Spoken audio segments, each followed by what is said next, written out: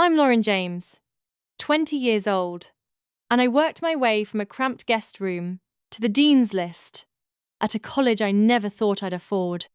For years, I gave everything I had, my time, my energy, my silence, to the relatives who took me in after I lost my parents.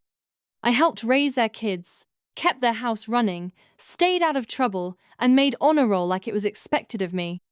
But when they packed my bags and told me to leave, on the morning of my high school graduation, I made a choice that changed the course of my life. Have you ever been discarded or dismissed by the very people you thought would stand by you? If you've been there, if someone you gave everything to made you feel like nothing, share your story in the comments. You're not the only one. Before I dive into what happened, let me know where you're watching from. And if you've ever had to draw a line and reclaim your voice, hit that like button and subscribe. I've got more real stories about what it means to walk away with your head high. What happened next still surprises me sometimes.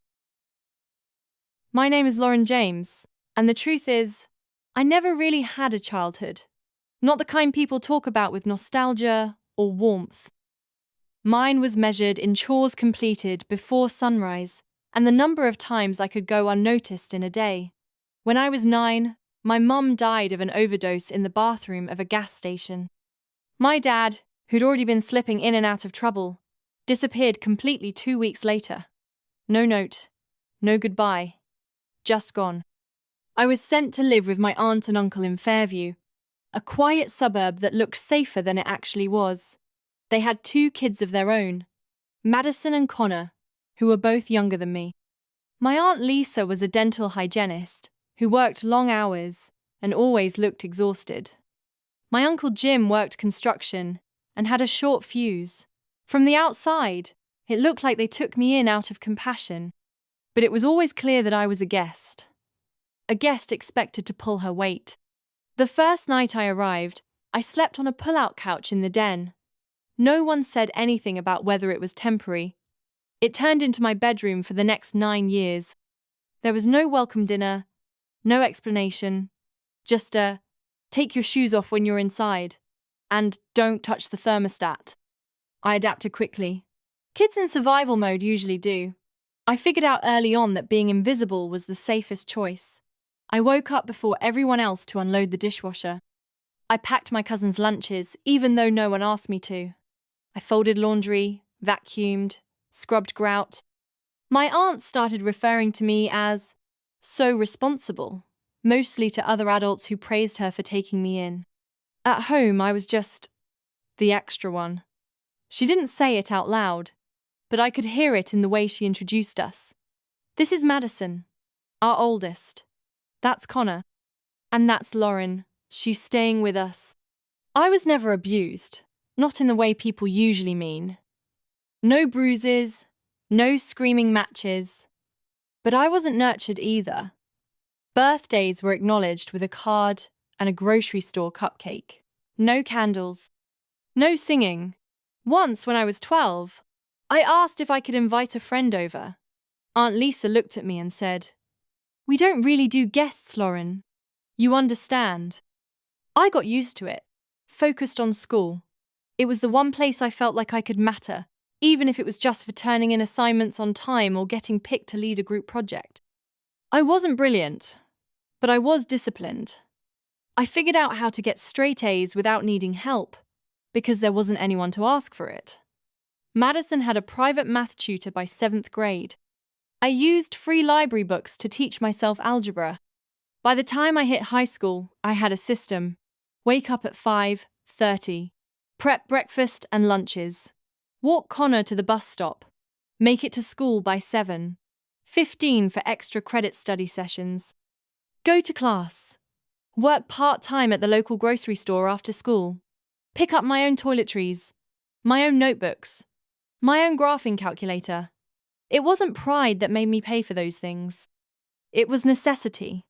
Asking meant inviting scrutiny, or, worse, guilt trips about how much I cost them. Once, during my sophomore year, I overheard my uncle on the phone saying, "She's old enough to earn her keep. At least she doesn't expect handouts. I remember feeling a strange mix of anger and relief. At least now I knew what they thought of me. No illusions. Holidays were always a performance. They'd put up lights and bake cookies for Madison and Connor. I helped decorate. I helped cook. I cleaned up. My stocking was usually hung last, after I reminded them. The gifts were always functional. A new backpack, discount headphones, a gift card to the local gas station mini-mart. No one asked what I wanted. No one ever thought to. I didn't resent Madison and Connor. They weren't cruel to me. If anything, they were indifferent. Connor mostly stayed in his room playing video games. Madison liked to remind me that she was the real daughter. Not in a mean way, just matter of fact.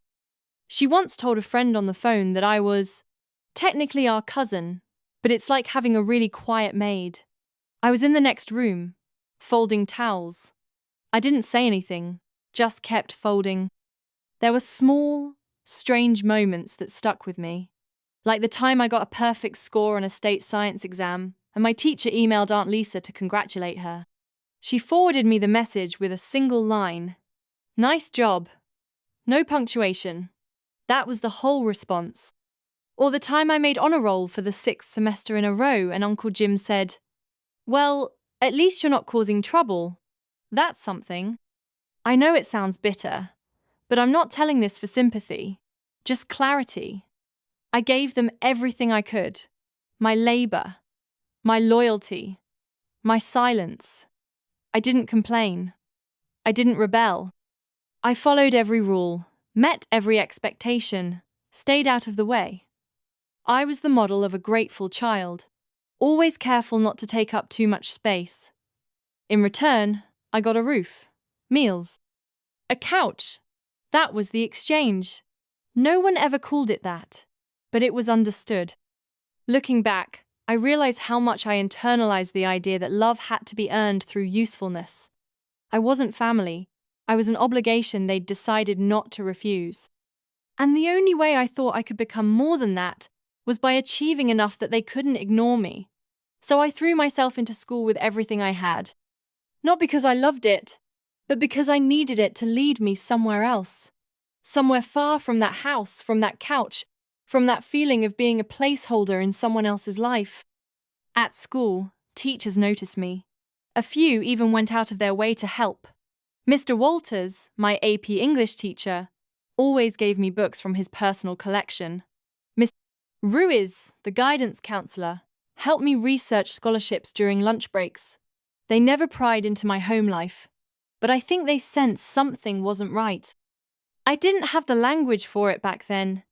I just knew that every great job, or you've got potential from them, felt like oxygen. There were moments where I wondered what would happen after graduation. If they'd let me stay until I figured things out. If they'd acknowledge how hard I'd worked. If, just maybe, they'd offer something more than a ride to the bus station. I didn't dare ask. I just hoped. But hope has a short shelf life in a house like that. Especially when you've spent years convincing yourself that being useful would be enough. I was about to find out just how wrong I was. And what it really meant to be disposable. But I'll get to that. For now, just know this. I did everything right. I gave them everything I had. And still, it wasn't enough. By junior year, the tone of everything changed. Nothing dramatic at first. No screaming fights or slammed doors. Just small shifts that were easy to ignore until they started stacking up. I remember the first time I noticed it, during parent-teacher conferences. My uncle used to show up, not because he wanted to, but because it looked good. He liked to nod along while my teachers praised my work ethic, then mention how tough love raised responsible kids. That year, he didn't come. My aunt showed up alone, 15 minutes late, and spent most of the meeting checking her phone. When my history teacher told her I had the highest average in the class, she didn't even look up. Later that night, I asked if everything was okay. She gave me this look like I was being dramatic. "It's just not a big deal, Lauren. You don't need a cheering section for doing what you're supposed to do. That stuck with me.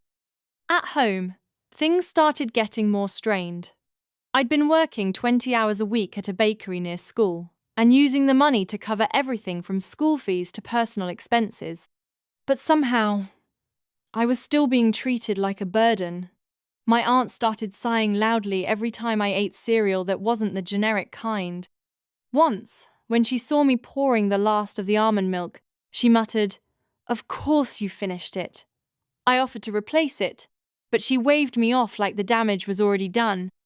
They started making jokes at dinner about getting their house back once I graduated. The first time, I smiled politely.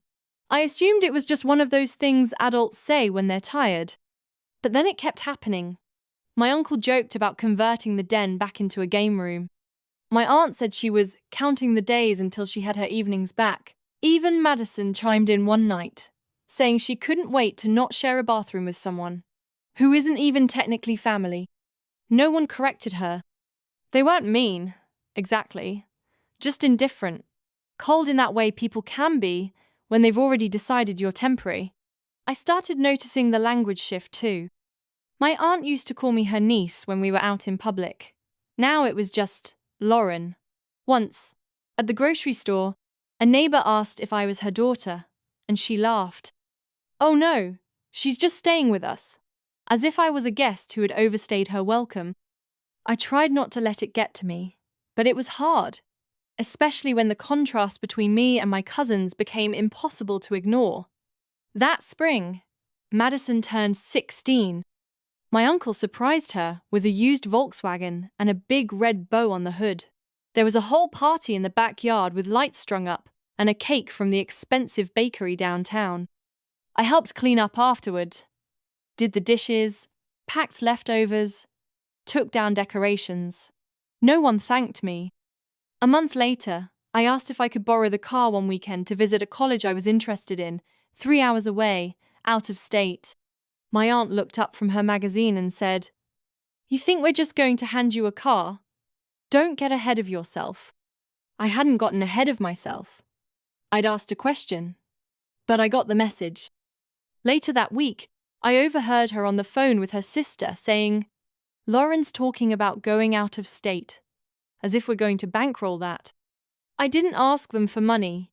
I never had. Still, the fact that I even dreamed of a life that extended beyond their house seemed to irritate them. That summer, I started bringing home college brochures. I was looking into scholarships, grants, anything I could apply for without parental income. My uncle saw them on the kitchen table and laughed.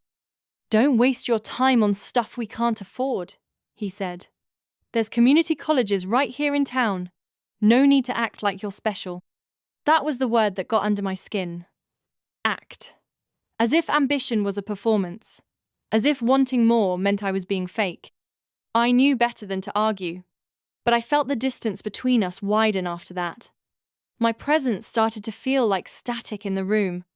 Annoying background noise they couldn't wait to turn off. Even the practical stuff became tense. If I asked for rides, they'd remind me about gas prices. If I mentioned needing a new pair of shoes for work, my aunt would suggest I start budgeting better. "We've done enough," she told me one night. "Don't start expecting things."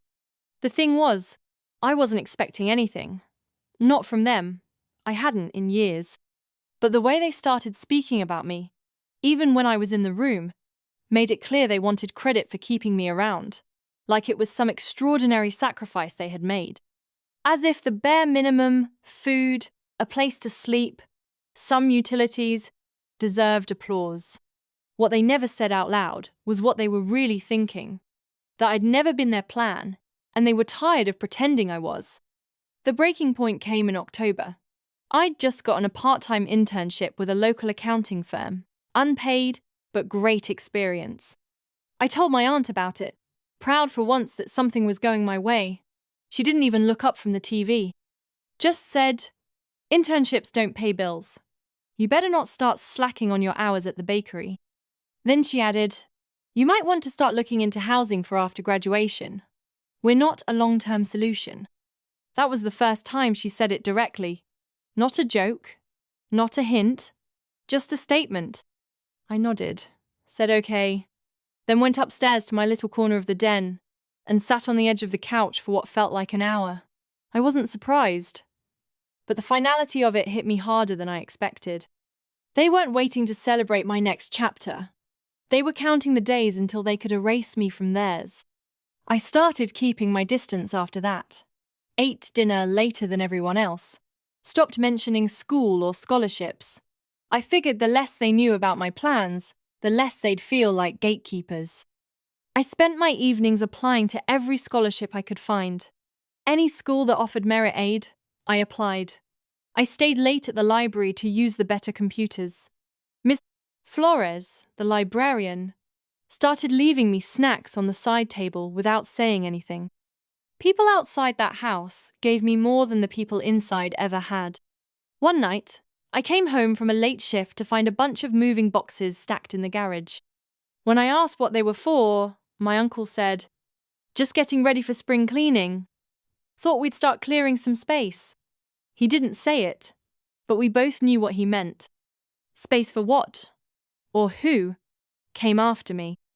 That was when I stopped hoping. Whatever part of me still believed they might see me as more than temporary finally gave up. I was a countdown, a placeholder, something to be managed until it was gone. And I started planning accordingly. Graduation morning started quiet. I woke up before my alarm, probably from nerves, maybe from habit. The house was still, the kind of still that made you feel like a guest in your own life. I showered, got dressed, packed my overnight bag for the trip my friends and I had planned. Nothing fancy, just one night at a rental cabin a couple hours out of town to celebrate. It was supposed to be a reward, something light after years of pressure. When I came downstairs, I stopped mid-step. My bags, the ones I had stashed in the corner of the den closet, plus my school backpack and my laptop case, were sitting by the front door. Stacked neatly, my suitcase zipped, the extra duffel tied off with one of Madison's pink hairbands. My aunt was in the kitchen, sipping coffee like it was any other day. She didn't look up right away. When she did, she nodded toward the door. "You can take your stuff with you after the ceremony," she said casually. "You'll need to figure out where to stay after that." I just stood there, not moving, not speaking. She took another sip, didn't flinch, didn't apologize. "You're 18, she added. "You'll figure it out. We've done enough." It didn't sound cruel. That's what I remember most. She wasn't yelling. There was no fight, no raised voices. Just done. Like the way you'd tell someone a lease was up. I opened my mouth to say something, but nothing came out. My first thought wasn't even fear. It was embarrassment. I felt ridiculous. Standing there in my dress, heels dangling from my hand, mascara already on. I'd planned for today, carefully. I'd printed my speech, double-checked my honor cords, polished the small pendant necklace I always wore, one of the few things I had from my mom. I was ready for graduation. I wasn't ready for eviction. I asked the only question that came to mind. "Where am I supposed to go?" She shrugged. "I don't know. That's up to you. We thought it would be easiest if you left right after the ceremony. You're packed already." "I didn't pack those," I said. She didn't answer. Just got up to rinse her mug. I heard footsteps on the stairs and turned. Madison was coming down, already in her cap and gown. She smirked when she saw me. Not a full smile. Just a flicker of satisfaction. She knew. They all knew. Madison walked past me without a word and grabbed her keys off the counter. My uncle came in from the garage a minute later, nodded at the bags like he was checking something off a to-do list. "You've got friends going out after graduation, right?" he said. "You can go with them." "Yeah," I said, my voice catching. "For one night." "Well," he said, "I guess you better use that time to figure out your next steps." It was so matter-of-fact, like this had always been the plan, like they hadn't raised me for 9 years.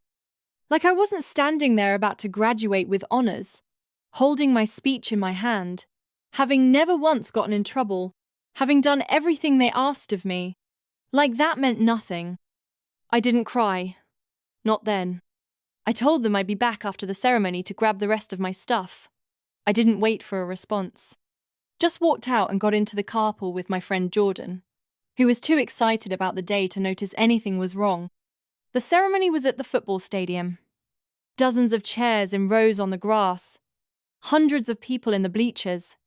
Caps and I spoke about discipline, about showing up, even when no one's watching, about how achievement isn't always loud, and sometimes the people you least expect are carrying the heaviest weight. I didn't name names. I didn't have to. I could feel people listening in a way I hadn't expected. When I finished, there was a pause, just a breath, before the clapping started. I scanned the crowd instinctively. I wasn't even sure who I was looking for. My aunt and uncle hadn't come. That part didn't surprise me, but the absence still hit hard. After the ceremony, I took photos with Jordan and a few others. Everyone was hugging their families, handing off flowers, making dinner plans. I slipped away quietly and walked to the far end of the parking lot. My speech was still in my hand, now damp from the heat. I folded it slowly and tucked it into my bag. When I got back to the house, the door was locked. No note. Just the bag still sitting there, now joined by 2 cardboard boxes filled with the last of my things. A half-used shampoo. Some notebooks. A cracked mug I'd gotten from the school bookstore. Everything that had fit into the corners of their house now stacked by the front door like clutter being removed. I sat on the porch steps and stared out at the street. Kids were still honking their car horns and hanging out of sunroofs, waving their diplomas. Music blasted from someone's backyard down the street. My phone buzzed with a message from Jordan. "We're heading out in 30. Want us to swing by?" I stared at the screen. I didn't know what to say. I didn't want to ruin the trip for everyone, but I also didn't know where else to go. I texted back, "Yeah, I'll be ready." When they arrived, I smiled like nothing was wrong, stuffed my things into the trunk and climbed into the back seat. We spent the night playing music too loud, eating cheap snacks, and pretending we were free. I laughed when I was supposed to. Took photos like the rest of them. But in the quiet moments, I kept checking my phone, half expecting a text from my aunt saying I could come back, that it was a misunderstanding, that I still had a place. Nothing came. That night, while everyone else was asleep, I stepped outside and sat on the cabin's porch. The air was cold and still. I pulled my jacket tighter and stared up at the stars. I'd never felt so small. So outside of everything, I thought about all the years I'd spent trying to earn my place, all the hours doing chores, studying late, working weekends, all the times I bit my tongue to keep the peace. I thought about the nights I lay awake on that couch in the den, wondering if they'd ever really see me as one of them. And then I realized they never had. And they never would. I was gone now. Out. Not with ceremony. Not with closure. Just out. They hadn't kicked me out because I failed. They'd kicked me out because I succeeded. Because I was finally too big for the box they'd put me in. And the truth was, I didn't need them anymore. Not the way I used to. I was tired. But I wasn't broken. Not yet.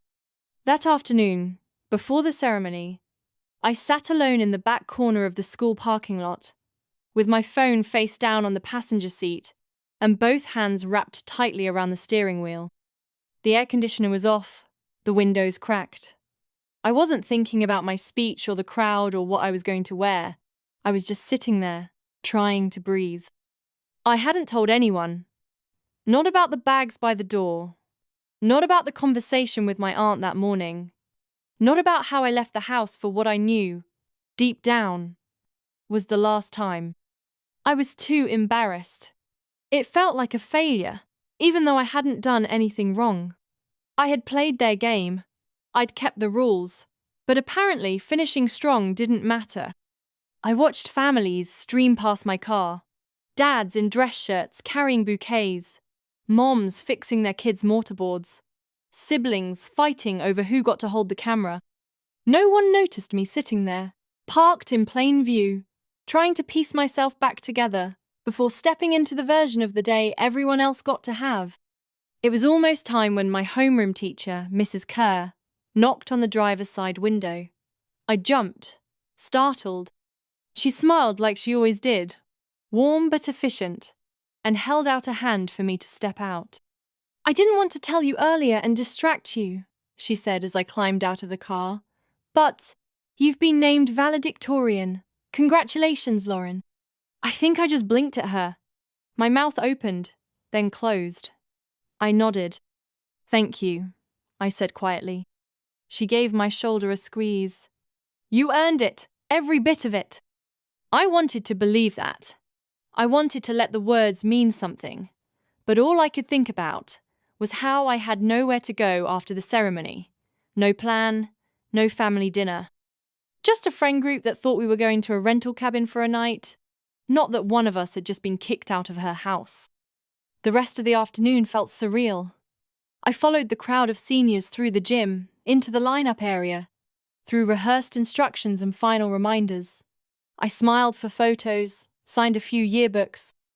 I posed like I was part of something, even as a quiet voice in the back of my mind kept reminding me I wasn't. Not really. The ceremony went exactly as planned. The band played. The principal gave a speech about perseverance and excellence. A few students stumbled on the stage stairs, drawing polite laughter from the audience. And then it was my turn. I walked to the podium, script in hand. The paper was folded in half. Clean. No creases. No annotations. Just the version I'd printed the night before, thinking the worst thing I'd have to face today was public speaking. I stood there, scanning the sea of faces, rows of folding chairs, sunlight bouncing off lenses, hundreds of people looking up, expecting something wise, something heartfelt. I felt my throat tighten. I read the speech I'd written, about discipline, about long nights and early mornings, about the quiet victories that build towards something bigger. I talked about our school's culture of hard work. I said things that sounded inspiring and polished, the kind of words that play well in a video clip or a year-end slideshow. But inside, I was thinking about the bags by the front door, about how easily they'd done it. No warning, no plan, just done. By the time I finished, the audience applauded. I smiled on cue, gave a small wave, and returned to my seat. The moment passed like any other. I don't know if anyone in the crowd saw what it cost me to hold it together. After the ceremony, I avoided the crowd. My friends were hugging their parents, taking group pictures, making plans for dinner. I slipped out the side gate, told Jordan I needed a minute to check something, and found an empty hallway near the band room. I sat on the floor, back against the lockers, and finally let myself feel it. Not cry. At least, not yet. Just sit with the truth. That I had graduated at the top of my class, delivered a speech to hundreds of people, and would be sleeping on a borrowed mattress that night with no permanent address. It was weirdly clarifying. For years I had kept this fragile hope that maybe, if I worked hard enough, if I stayed out of trouble, if I proved I was worth it, they would change. That they'd start to see me as more than just a kid they were obligated to house. I thought graduating with honours would mean something. That they'd show up. That they'd be proud. But they hadn't come. They hadn't called. They hadn't even bothered to ask where I was going. It wasn't a misunderstanding. It wasn't a rough patch. It was the truth I'd been avoiding. I was only welcome as long as I was convenient. The moment I became an adult with options and a voice, I was no longer useful. And when people don't see you as family, it doesn't matter how many years you spent under their roof. It doesn't matter how many dinners you cooked, how many chores you did, how many holidays you smiled through. The moment they feel done, they'll let you go without looking back. That night, After the trip, I stayed at Jordan's house. Her parents thought I was just tagging along until my own family vacation started. I let them believe that. I didn't want pity. I needed time to figure things out. Over the next few days, I made a plan. Not a full one. I didn't have that luxury yet. But I started calling local community centres. I looked up transitional housing programs. I visited the library every morning and applied for part-time jobs that offered flexible hours. I signed up for summer courses at a nearby college I'd been accepted to but hadn't committed to yet because I didn't think I could afford it. It wasn't glamorous. It wasn't even hopeful at first, but it was something.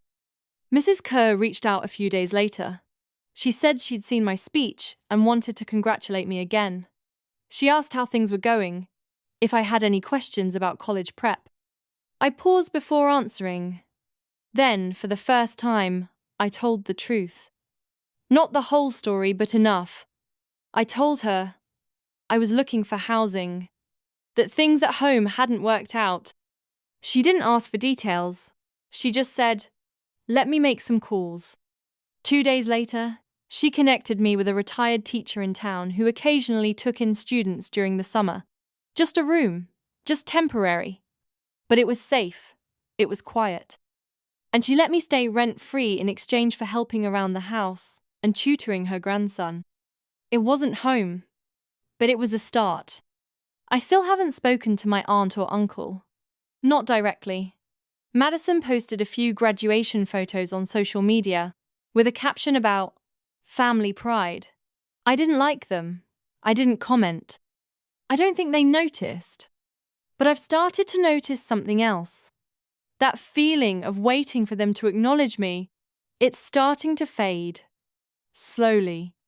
Not all at once. But with every application I submit, every shift I work, every scholarship I pursue, it gets a little quieter. Because maybe they never saw my value. But I'm starting to. I didn't go back to the house after graduation. I had nowhere else to be. But I knew I couldn't go there, not even to collect the boxes they'd packed for me. It wasn't fear holding me back. It was clarity.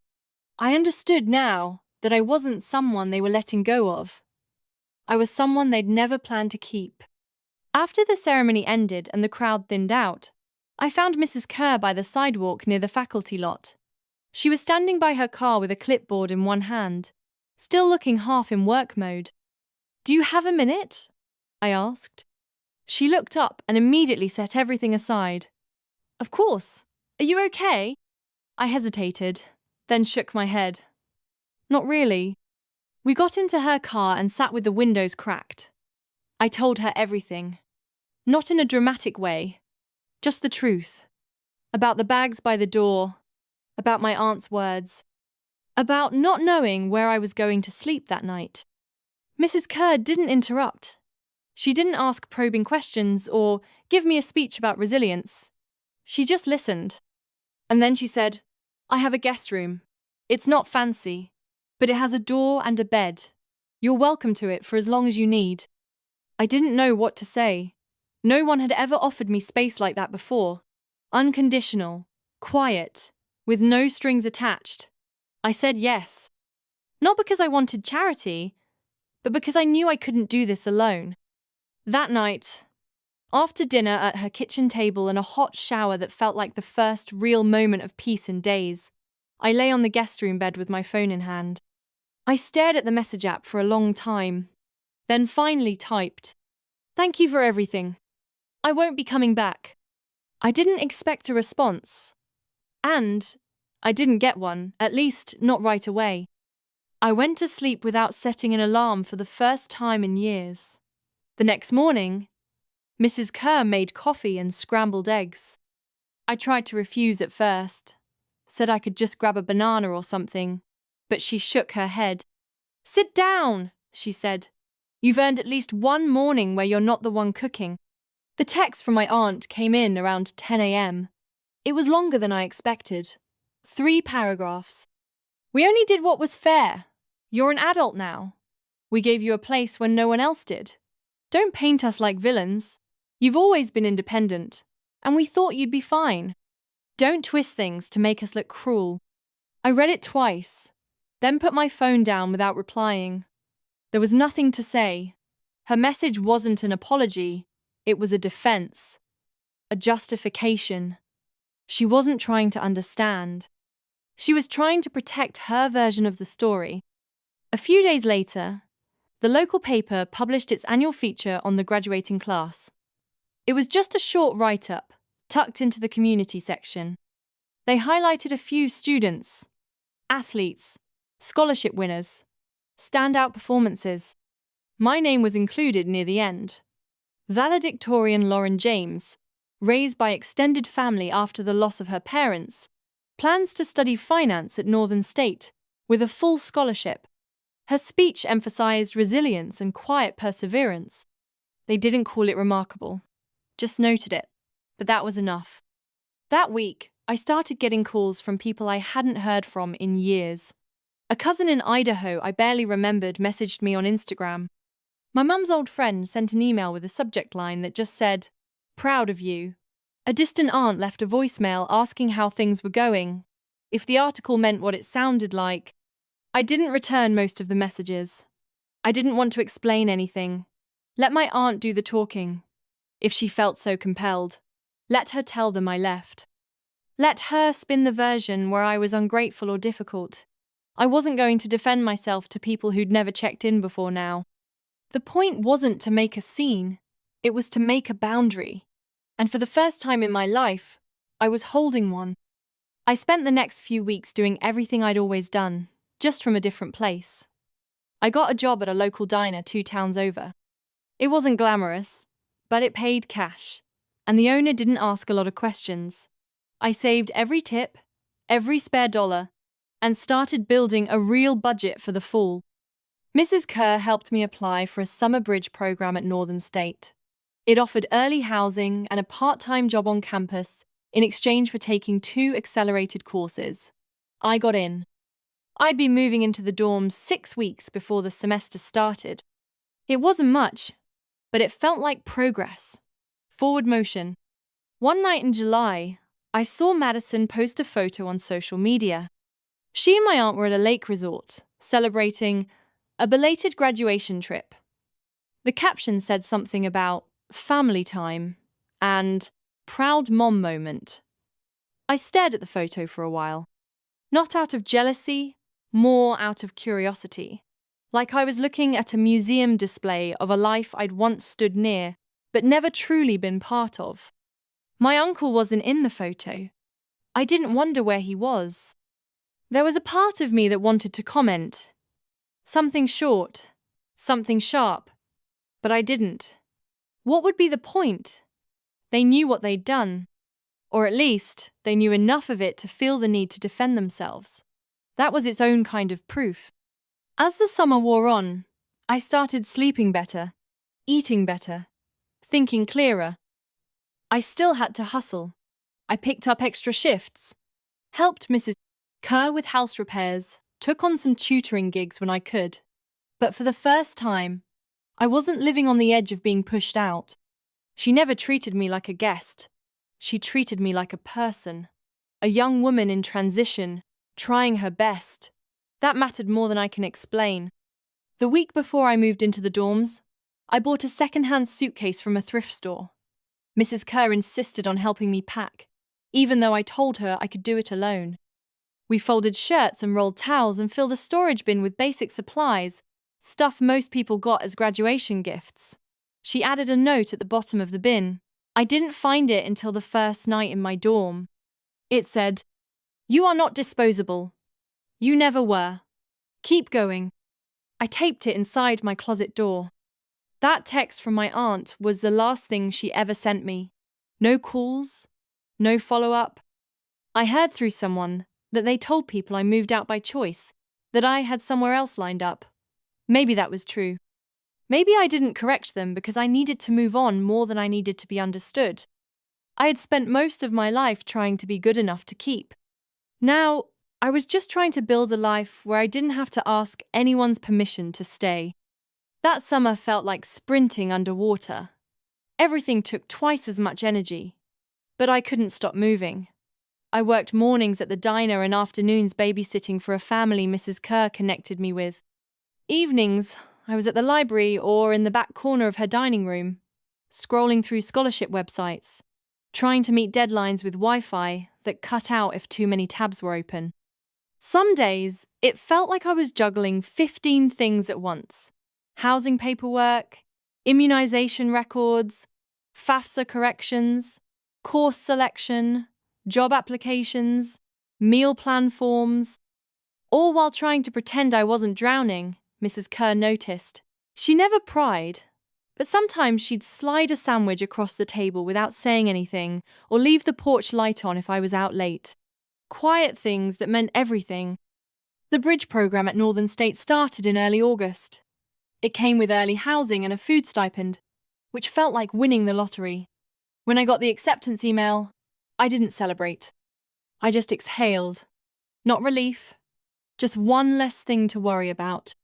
I still remember standing in the hallway of that dorm building on move-in day, holding the keys in my hand, staring at the door with my name on it. No one helped me carry bags. There was no welcome crew. But I didn't care. I had a room, a bed, a closet, a door that locked. It was mine. Inside, it was bare.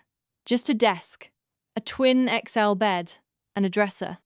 I unpacked slowly, stacking my books, lining up toiletries, folding clothes that had lived out of bins for months. When I taped Mrs. Kerr's note inside the closet, it felt like drawing a line between then and now, between being tolerated and choosing to belong somewhere. Meanwhile, life back home, or what used to be home, kept moving too. I didn't ask about it, but people found ways to tell me. A girl from high school who worked at the grocery store with me sent a DM one night. "Your aunt's been going off about you." Says the article made her look like some kind of monster. Another message a week later. She said you flipped the narrative and made it seem like they kicked you out. I hadn't flipped anything. I hadn't said anything. The article was still online. One sentence. Raised by extended family. No drama, no accusations. But I knew what she meant. The truth had a way of making people uncomfortable, even when it wasn't weaponized. Just stated. She wasn't mad I'd spoken. She was mad I hadn't stayed quiet. There were more messages. An old neighbor asked if I was okay. A church acquaintance emailed to ask if there'd been a falling out. I didn't answer most of them. The ones I did, I kept short. Things just changed. We've gone in different directions. I'm doing fine, thanks for asking. I never told anyone what really happened. Not fully. Not even Mrs. Kerr. I didn't need to. The truth didn't belong to them. It belonged to me. And I was done giving it away to people who only wanted to feel better about not noticing sooner. The more distance I got, the clearer the pattern became. They needed me quiet, helpful, uncomplaining. My usefulness had been the currency of my existence. The moment I outgrew the role, they cut me loose. Not with cruelty, but with precision. Like closing a tab on a browser. No mess, just gone. At first, I thought being out of that house would feel like freedom, and in some ways, it did, but it also left me raw. I had to learn things quickly, how to read through a lease agreement, how to talk to financial aid officers without sounding desperate, how to advocate for myself without sounding angry. There's no class for that. You just learn, or you don't eat. During orientation, everyone else seemed to have parents standing nearby with storage bins and Target bags. I carried everything in 2 trips by myself. A girl across the hall offered to help. I said no.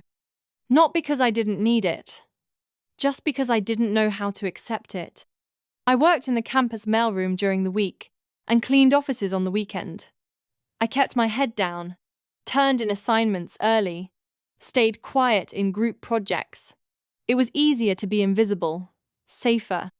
But sometimes, late at night, I'd sit at my desk and look at the dorm window and feel something close to pride. I was still here, still standing. One afternoon, a professor pulled me aside after class and said, "You seem like someone who's had to work twice as hard to get half as much. But you're doing well. Don't burn out." It was the first time anyone had acknowledged that weight without making it a compliment or a warning. Just a fact. I didn't burn out. But I came close. The schedule wore me thin. My shoes had holes in the soles by October. I ate a lot of instant oatmeal and bananas from the dining hall. There were nights I went to bed with a headache and woke up with it still there. But I didn't complain. That reflex was gone. I just kept going. Midway through the semester, I saw a photo of my cousins on social media, smiling at some fall festival. Flannel shirts and pumpkin lattes, arms around each other. My aunt had captioned it, "Family time. So grateful for the ones who stick together." I stared at it for a minute, then closed the app. It didn't hurt. It didn't even sting. It just felt far away, like something I'd once wanted but no longer recognized. By November, I had made a few quiet connections. A girl in my economics class who lent me her notes without asking for anything in return. A work-study supervisor who gave me an extra shift without making a show of it. Small things. But they mattered. They reminded me that not everyone needed to be impressed before they offered support. Some people just showed up. I started thinking less about proving my worth and more about preserving my peace. I said no when I was too tired. I asked for extensions when I needed them. I signed up for therapy sessions on campus, not because I wanted to talk about my past, but because I needed help building a future. I kept my grades up. I applied for more grants. I started writing down my expenses every week, not because anyone told me to, but because it made me feel in control. For the first time, my life felt like it belonged to me. My aunt never reached out again. Neither did my uncle. Madison posted a vague quote on Instagram around Christmas. "Sometimes letting go is how you grow." I didn't know if it was about me. I didn't care. They'd made their choice. And now, so had I. I didn't need revenge. I didn't need closure. I needed stability. I needed space. And most of all, I needed to stop waiting for the people who left to come back and explain themselves. They weren't coming, but I was still here. And I wasn't going anywhere. About a year after I left, I got an email. The sender's name made my stomach clench before I even opened it. Jim W. That's how my uncle always signed his emails. I hadn't heard from him since graduation. The message was short. 2 lines. "We saw your name on the dean's list. Hope you're well." That was it. No greeting, no question, no punctuation outside of that one period. Just a quiet reminder that they were still watching from a distance. That I hadn't disappeared.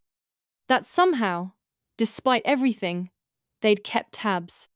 I didn't reply. Not because I was angry, though part of me still was, but because I knew what that message really meant. It wasn't about me. It was about them. About their story. The version they could tell people now that I was doing okay. The one where they took in a troubled kid, and she went on to do big things. I could already hear the shape of the sentences. There was no mention of the bags by the door. No acknowledgement of what they did or how they did it. Just a vague attempt at connection through the safety of achievement. They weren't reaching out because they missed me. They were testing the water, seeing if time and silence could soften a memory they didn't want to look at too closely. I deleted the email. Not out of spite, just to keep my space clean. Spring semester was busy. I picked up a research assistant job with one of my professors and started tutoring first years in intro accounting. I joined a study group that actually made me laugh, which surprised me. I hadn't realized how long it had been since I felt relaxed around people my own age. I was still careful, still private, but a little less guarded than before. I called Mrs. Kerr every few weeks. She always asked if I was eating enough, if I needed anything. We didn't talk about the past, just the present. That was enough. Then in May, About 2 weeks after finals ended, my phone rang with a number I didn't recognize. I let it go to voicemail. When I checked it, my aunt's voice played through the speaker. "Hi, Lauren. It's Lisa. I was just calling to say we saw the article in the alumni bulletin. Congratulations. Really, we're proud of you. Hope you're doing okay." She didn't ask me to call back. She didn't say sorry. But for the first time, her voice didn't sound defensive. It sounded unsure, small. I sat with the message for a day or two. Then, late one evening, I texted her. "Thanks." That was it. I didn't owe more than that. But I sent it because I wanted to. Not to open a door. Just to make clear that I had nothing to hide. We didn't speak for another month. Then she called again. This time, I answered. The conversation lasted 6 minutes. She told me Madison had started community college, that Connor was learning to drive. She said they'd been keeping up with my school, that they'd seen my photo on the university website. I said thank you. She said, "We're proud of you." I said it again. "Thank you." She paused, like she was waiting for something. I didn't offer it. There was no apology, no mention of that morning on graduation day, no questions about where I'd been or how I'd managed. She didn't ask what I needed. Just made a few careful comments about how hard things were back then and how everyone was doing the best they could. I let her talk. When she asked if we could stay in touch, I said I wasn't sure, that I was really focused on school and work right now. She said she understood. We hung up. And for the first time, I didn't feel like a kid being dismissed or a burden being shifted. I felt steady, like I was the one deciding how the story would go from here. There was no reconciliation, not in the way people like to imagine it. No tearful reunion or sudden warmth, just a distant kind of civility, a mutual understanding that the terms had changed. I wasn't going back, not under the old rules. And I think she knew that. I don't know what she tells people now. If she still says I turned on them, if she leaves that part out, if she claims credit for my grades or pretends the goodbye was mutual, I don't need to know. Because what matters is this. The version of me that lived under their roof is gone. The girl who scrubbed floors before school, who stayed silent to keep the peace, who folded herself small enough to fit inside their expectations. She doesn't live here anymore. Now, I answer when I want to, speak when I choose to, set the terms myself. Sometimes, when people hear my story in bits, just the headlines, the valedictorian part, the grant money, the internships, they want a happy ending. They want the moment where it all comes full circle, where someone apologizes, and I forgive, and we hug at Thanksgiving. But life isn't always shaped that way. Sometimes, the win isn't in reconciliation. It's in the refusal to return to places that made you feel less than whole. It's in setting boundaries so firm, they can't be mistaken for bitterness. Only self-respect. That's where I'm at now. And I'm okay with that. Today, my life looks ordinary from the outside. I wake up in a small but clean apartment with a chipped mug I refuse to replace. I walk to work. I answer emails. I make dinner. I sweep the kitchen floor on Sundays. There's nothing flashy about it, but it's mine. I work in financial aid at a local college. It's not where I thought I'd land when I first left home, but it fits. I spend most days helping students navigate the same system I once had, to figure out blind, transcript requests, FAFSA corrections, appeals. I know what it's like to be 18 and told, without warning, that you're on your own. I know what it's like to feel like asking for help is the same thing as failing, so I keep my door open. I return emails quickly. I try to make things a little less confusing for the kids who walk in scared and underprepared. 3 nights a week, I volunteer at a youth centre across town. It's mostly teenagers, some in foster care, some couch surfing, a few technically housed but emotionally on their own. We don't talk about trauma directly. That's not what they come for. We help with homework, practice job interviews, play board games that go way too long. Sometimes they just want to sit in a quiet room with working Wi-Fi and nobody yelling. Every once in a while, one of them will ask why I'm there. What made me volunteer? I just say, I know what it feels like not to have a place. That's usually enough. I haven't heard from my aunt or uncle in a long time. Madison got engaged a few months ago. I saw it through a mutual friend's post. A filtered picture of a ring.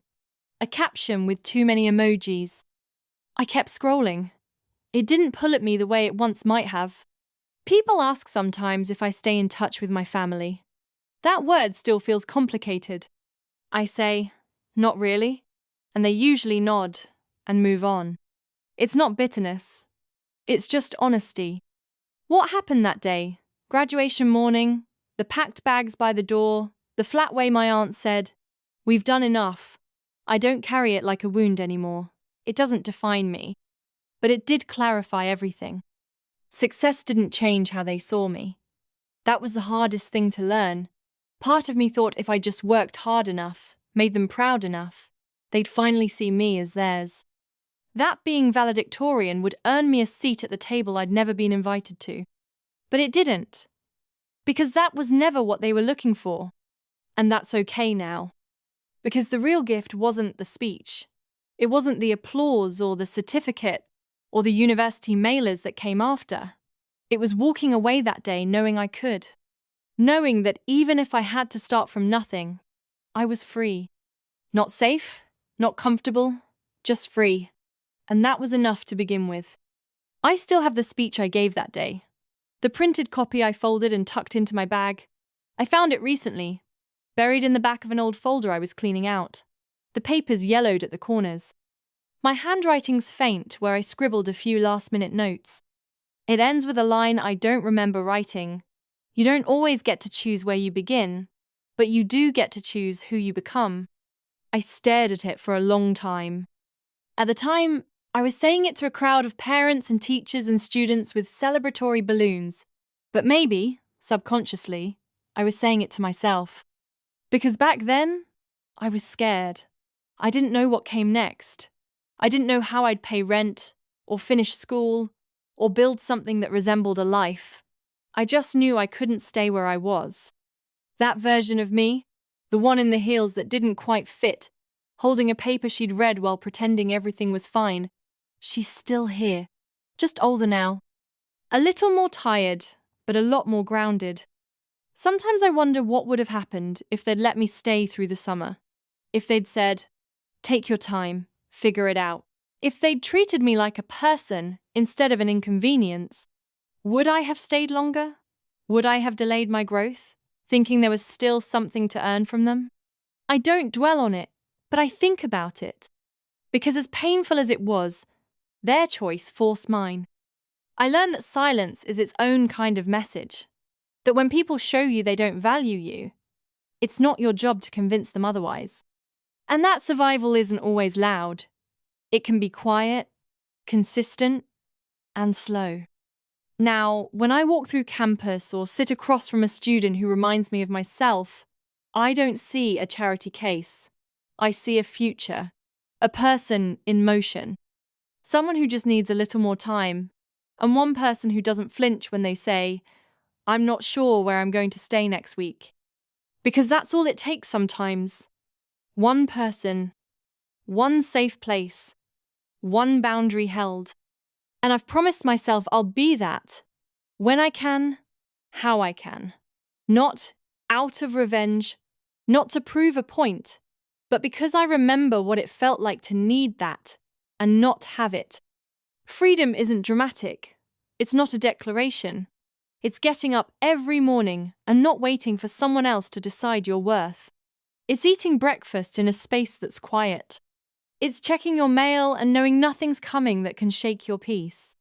It's building a life when no one holds the door shut on your way out. I earned every inch of that freedom, and I'll never give anyone that kind of power over me again. Thanks for watching my story. If you've ever had to choose peace over people who didn't value you, I want to hear about it. What was your turning point? Who did you have to walk away from to protect your future? Drop your story in the comments. I read every one. And if you're rebuilding after being pushed aside, make sure to like, subscribe, and stick around for more true stories about finding strength, setting boundaries, and starting over. You're not alone.